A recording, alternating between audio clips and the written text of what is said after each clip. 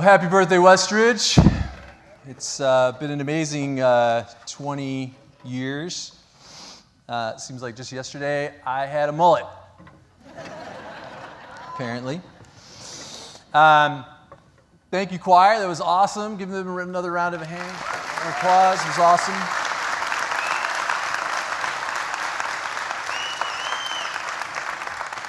I really want to thank Sylvester for being here today and his wife Pam. Literally, I went to go visit a pretty famous church down in Dallas, Texas, just before we started Westridge, and I heard Sylvester lead worship down there for the first time, and I went up to him after the church service, and I said, "Hey, man, why don't you come and help me start this church up in Elgin?" And he's going, "Who are you?" But 6 months later, I'm not kidding you, he left a church of 10,000 people, very famous pastor, packed up his family, moved up here, and helped us start the church. So it was amazing. So we're very grateful to Sylvester and Pam for being here. Many of you may not know this, but we actually started this church from scratch.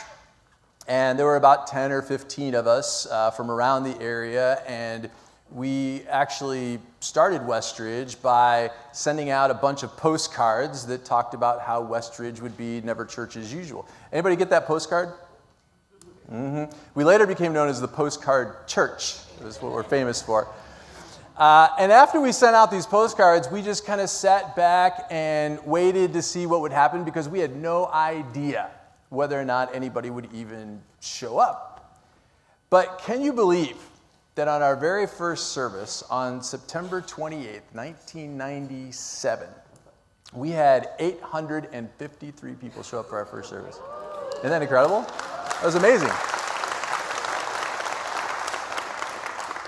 But right from the start, I wanted everybody to know that this church was going to be different. And so I set out casting the vision for what Westridge would be, that it would be never church as usual. And so I began on my very first sermon looking out across this sea of people, and I said this: if you're looking for a place where you can put the pastor up on a pedestal because he is such a great man of God, this is not the place for you.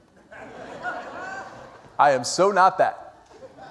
In fact, at the time, I was just coming back into my relationship with God and just kind of putting the whole thing back together after leaving him for many years. And so I said this, I said, I may be no Billy Graham, but if you want somebody who will walk with you through your good times and your bad times and who is committed to spending the rest of their life walking in community with you with no hierarchy, no church politics, just authentic community, I said, then this is the place you should make your church home. I went home that day. I thought I had hit it out of the park. I showed up the next Sunday. Our attendance dropped by half. Ouch. So next week I get up and I say, if you're looking for a place where the sermons approach the Bible academically and the pastor loves to put himself up as like a Bible professor who's an expert on the Bible and brings you through the Greek and Hebrew syntax and the English derivatives of every single word and every single verse, I said, then this is not the place for you. I said, because we believe that the Bible is the place where you encounter God. And it's provided for us by God as not as a textbook, but as a guide to help us to give a roadmap for how it is that we are to live our lives. And so I said, so if you're looking for a place that will talk plainly and honestly about the stuff that we struggle with, that shows and talks about how the Bible can relate to your everyday life, then this is the place for you, and you should make this church your home. Next week I show up, we drop by another 100. I was starting to get a complex. And so the next week, I get up, very optimistic. I watched my Tony Robbins tapes that week. And I said, if you're looking for the perfect church, then this is not the place for you. Because this church will be full of imperfect people, a place full of messed up people that we will accept as they are. And truthfully, I'm a pretty messed up guy myself. Now, at the time, I didn't really realize just how true that statement would be many years later. So I said, so it doesn't matter who you are, what color your skin is or isn't, or how much money you have or don't have, or how bad you think your sin is, you will always be accepted here. Next Sunday, boom, we dropped again. Can you believe that? So every week, the numbers kept going smaller and smaller, and it was almost like Survivor, only people were voting themselves off the island. And those who stayed every Sunday, they kind of look around and go, where did everybody go? Well, the very next Sunday was Time Change Sunday. And back then, we only had one service at 10 a.m. In the auditorium. And so we were all there that morning rehearsing the music team and lighting and sound and everything in the auditorium. And the auditorium was pitch black. And so sure enough, 9 a.m. rolls around. And the door opens, and here comes through the door just the sweetest lady you would ever want to meet. Her name was Vicky. And she is all flustered because she's thinking she's late for church when, in fact, she is an hour early. And because the auditorium is dark, she quickly just takes the first seat she can find, and she really can't see anything at all. Well, it just so happened that at the exact moment that she walks in, the music team begins to rehearse for worship. And so she, like every Sunday, she stands up and she begins to sing her little heart out as if she's in the middle of church. After a while, she kind of senses that something's wrong, and as her eyes begin to adjust, she realizes she's the only one in the auditorium. But the funny thing is, she just kept right on singing. I mean, she was committed. So being the compassionate pastor that I am, I'm over at the side just laughing at the whole thing, enjoying myself. Finally, I let her off the hook, and I go over to her and I say, hey, Vicky, like, how you doing? And she got this really panicked look on her face, and she just looks at me and she says, Pastor, am I the only one left?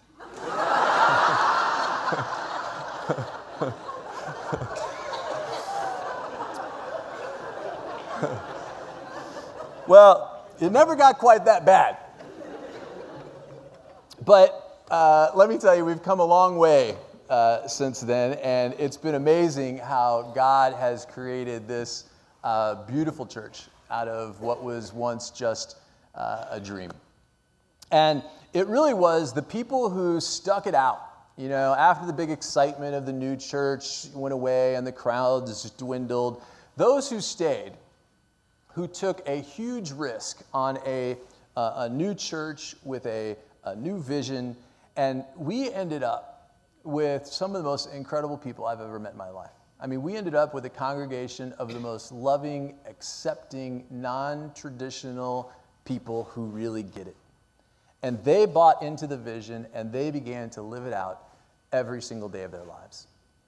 And let me tell you, I really believe that Westridge is one of the most unique churches I've ever experienced in my life. It is not normal, which of course means that neither are you. I've learned a lot over the last 20 years from being part of this church. And over the next few weeks, I just want to share with you some of the lessons that I've learned over the last 20. And if you're just checking out Westridge for the first time, if you come every week in this series, I promise you this, at the end of this series, you'll know exactly what Westridge is about. And we may be getting a little smaller every week, but I promise you, you'll know by the end of this series whether or not this is the place for you. So I hope you come. It's no secret, for those of you who know me, that I have had a lot of issues with the church growing up. I grew up as a pastor's kid, and it caused me at one point in my life to not only leave the church, but to walk away from my relationship with God. And for several years, I was living a life of sin and against God. But several years later, when I came back to God, and I was trying to rebuild my faith, I had this issue. I felt the most uncomfortable place I felt was in the church. The churches that I visited, it would leave me cold. I couldn't relate to the pastors whose lives were seemingly perfect when mine was so messed up. I couldn't identify with it. And the truth is, I was uncomfortable sharing my own struggles and failures because I didn't feel like I had a safe place where I could share what I was going through without feeling judged. So then it hit me. If I felt that way, maybe there were other people who felt the same way. And so some 20 years ago, that is exactly what led me to start this new church. But I wanted to make sure that this church, if we were going to do it, there's plenty of churches. I think at the time we started Westridge, there was like 100 churches in Elgin. I'm like, I'm not just starting another church. I want this church to be different. I want this church to be never church as usual. And let me be clear about what that means. Never church as usual means that this will always be a safe place for anyone from any background to come and explore their faith without judgment. A church that is truly authentic and grace-filled and accepts people as they are. A church that preaches, committed to preaching the unfiltered truth of the Bible and not couching it in some academia, but laying out the cold, hard facts no matter how hard it is to hear and to live by and sometimes to accept. And 20 years later, as flawed as it is, as imperfect as it is, and as much work as it can be, I really believe that that's what we've created here. This is truly a very, very special place. I've since realized that one of the most important things that a church is a place where there is a commitment to each other that says, I will walk with you no matter what. I will journey with you down the narrow dirt path that leads to Jesus, and we will help each other, and we will support each other through the entire way. When the church is never church as usual, it never pretends to be perfect. It never promises to have all the answers or to always have it all together. But it always promises to stand by your side no matter what it is that you're facing, and to say, we will face it down together. I really think that Westridge is a real church with real people who have real problems, who serve a real God in a real world, and there really is no reason to fake it because we're all in the same boat, just trying to find our way. When you look at the biblical model of church, which is what we really want to bring the never church as usual thing back to, is what the Bible intended the church to be. I feel like the passage that hits the nail on the head more than anything else is in Philippians chapter 2. Because it provides for us a description of what authentic community looks like. And in Philippians chapter 2, the Apostle Paul says, being one in spirit and of one mind, do nothing out of selfish ambition or vain conceit. Rather, in humility, value others above yourselves, not looking to your own interests, but each of you to the interests of the others. It sounds like a nice concept, but that's really hard work. Because what it's really saying is, keep the dang ego out of the church. Do you know how hard that is? I mean, we are all people who have egos. We all pride ourselves on the things that we do. We all want our own way. We all think that we're right, even though you all know it's really me that's right all the time. But that is something that we have worked really, really hard to do here at Westridge, and is to keep the ego out of the church. And we have structured for that, to try and do that. And so if you've ever noticed that we don't have a senior pastor model of leadership here. There's no senior pastor standing up here and calling the shots. We have a leadership team with mostly volunteers, including myself, who work very hard at leading this church. And Greg and myself are just one of 7 votes, and we get overruled and outnumbered all the time. Greg, I think, gets outnumbered a little bit more than I do, but...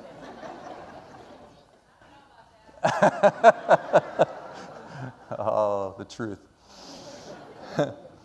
But the whole point is structuring a church so that we can keep the ego out. It's very difficult to do. We also tried to do that in all of our ministries. And so Michael Ockefer, who is, I think, sitting over here, who's our director of music, he's incredible. This guy has his master's degree in percussion. He has his doctorate degree from the University of Kentucky in musical arts. He could stand up here by himself and do the whole thing and draw attention to himself and to draw attention to how great he is, but he never does. Did you ever notice that? He quietly sits in the back, and he derives most of his joy from helping to develop young artists blossom and grow as musicians. That's the church. One of our leadership team members, Lisa Wollenberg, is a director at a major U.S. corporation. She's a bigwig. And while she's very capable of running this whole place, she faithfully serves every week in the kindergarten class in the kids ministry. She's been doing that for years because that's where the need is. I'm just telling you, there's nobody here doing anything for power or for ego. Everyone here is doing what we do because we believe in the mission and vision of this church, and we love this place. As imperfect as Westridge is, it is about as close to authenticity as I have ever seen. I see people who are there for each other in their darkest hours. I see people who are supporting each other in times of grief and loss, who stand by each other, who are serving each other and supporting each other, all without ego.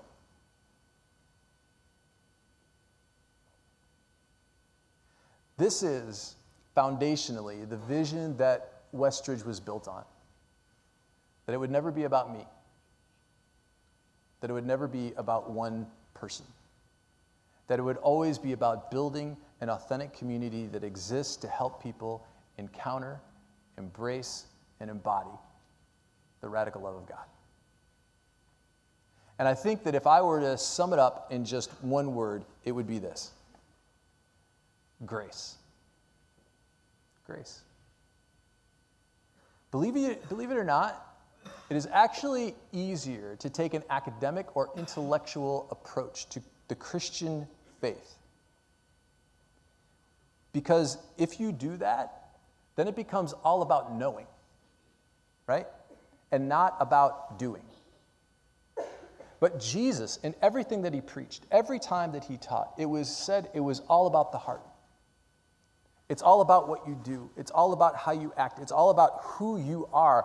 And it's a whole lot messier to follow the Jesus who forgives adulterers and hangs out with sinners.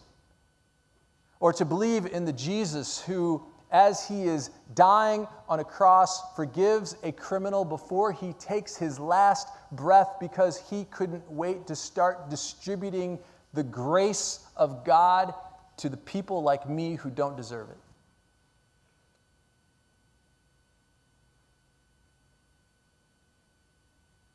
Grace is the truth. And grace is what drives this church. So I just celebrated my 50th birthday last month. So it must have been 30 when I started this place, huh? So, I've been reflecting a lot on my life, and quite frankly, I don't think I've got another 50 in me, right? And when you reflect on your life, you start understanding that you don't have as much time as you thought maybe when you were younger. You kind of feel like you're running out of time. And I'm really at a place where I don't want to waste any bit of my life on stuff that has no meaning. And for me, I do a lot of things, but this church represents the part of my life that will last beyond the grave. The most meaningful thing that I do in my life. And as I said, I'm just a volunteer here. And I don't take any money. There's no ego in this thing for me. I've been humbled many times through the 20 years. And this is a lot of work. But there is only one reason why I do this. And that's because I desperately want to be part of a group of people who get it. People who are so tired of the superficiality of this world that they want something different. They want their life to mean something. They want authenticity. They want to stop any hypocrisy and be real and do something that has purpose and mission. And that's why we all protect the mission and vision of this church. We lost one of my favorite Westridgers this last year, and it was a really tough loss for me. Kaja Kreitz died a little more than a month ago, and you may have seen her around. She wasn't a quiet person. Kaja had Down syndrome, and she was one of the most beautiful, pure people that I've ever known. And I loved her to death. And so I thought it would be appropriate this morning that I close the message by sharing with you the story that I told at her funeral. When Kaja was 12 years old, she entered into the Special Olympics down in Aurora. And she was there to run in one of the races. And so all the runners gathered together, they got on the line, boom, they're off, they take off running. I wasn't there, but they said that Kaja did really well for a while. But around halfway through the race, she just stops. She had decided she'd had enough, she was tired, and she wanted to be done. So there she is, standing in the middle of the track. And if you knew Kaja, you know she's a pretty stubborn little girl. So her coach yells, "Kaja, come on, honey, run." She shakes him off. Her family and the rest of the crowd stand up and they start yelling and cheering, and then they just start chanting her name, "Kaja, Kaja, Kaja." And she was so inspired by the encouragement that she decides, yeah, I can finish. And she starts running again, and the whole crowd goes wild that she starts running. So she gets near the finish line. She really pours it on. You can just see by looking at her face. She's in last place. There are no other runners left on the track, but you'd have thought that she was setting a world record. As she crosses the finish line, she throws her little arms up. She breaks through the tape like a true champion. And the crowd goes nuts, and they run down in the field, and they hug her and kiss her and pick her up and twirl her around. And so the next thing you know, there's Kaja standing on the awards box. Everybody's crying as they put this big, bright, beautiful medal around her neck. Incredible. That's a picture of the church.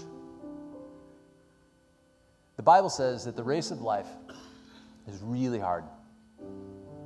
And many times you're going to feel like stopping right in the middle of the track because you don't feel like you can go on and take one more step. And it's in those moments that the church steps up and cheers us on. Our mission as a church is that when we see somebody standing there in a dark time, going through a dark place, who feel like they cannot move on, when we find people who are lost, people who are hurting, or people who just need Jesus, that we can all help each other, stand together, walk together, scrape and struggle through this world so that we can make it through this journey down the narrow dirt path that leads to Jesus and cross that finish line of this life together. We may be a church full of messed up people, and I may be the most messed up of all y'all. I'm guessing we don't have a shot at coming in first place when it comes into the heavenly realms. But the good news of the gospel is this, that even if we don't come in first, even if we come in dead last and there's nobody left but you coming in through, all of heaven will still cheer you in. Because Jesus said, well, the first will be last. The last will be first. And on that day, when we cross the finish line of this life, you'll hear a little voice of Kaja, who no longer has downs, saying, hey, Westridger's over here.